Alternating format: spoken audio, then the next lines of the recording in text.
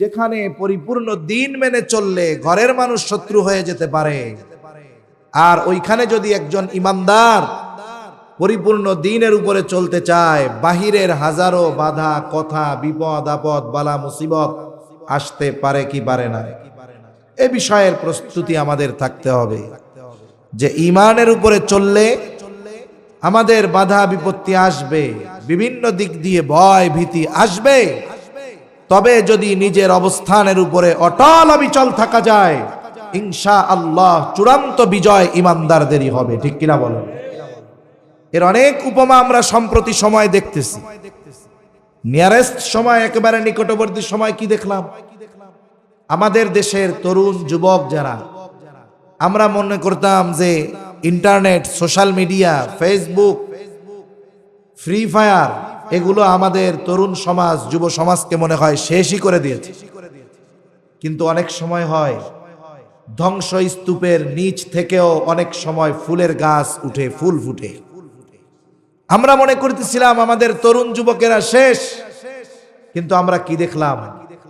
যে এরা হকের পক্ষে, জালেমের বিপক্ষে।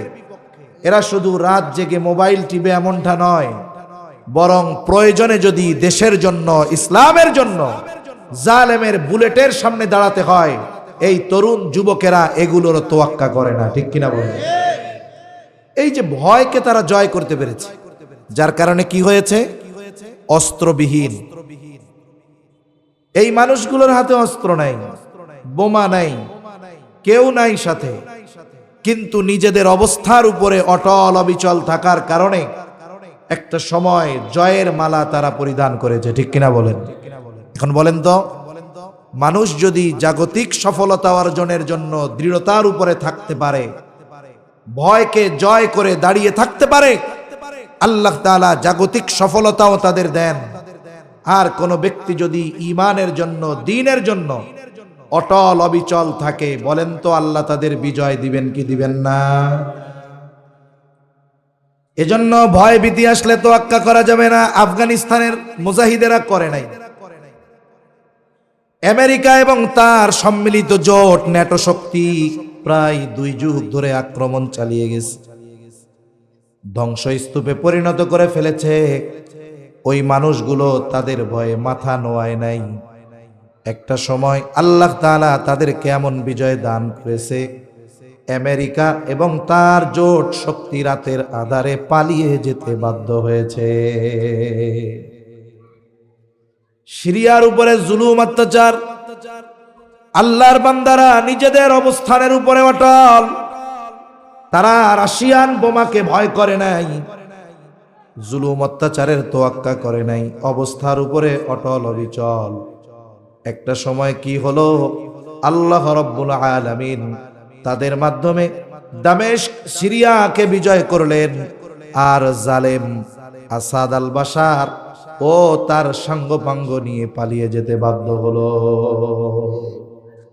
তাহলে বোঝা যায়, যুগে যুগে যারা এই দ্বীনের উপরে থেকেছে, ঈমানের উপরে অটল অবিচল ছিল, তাদেরকে বিভিন্ন ধরনের ভয় ভীতি দেওয়ার মাধ্যমে পরীক্ষা নেওয়া হয়েছে।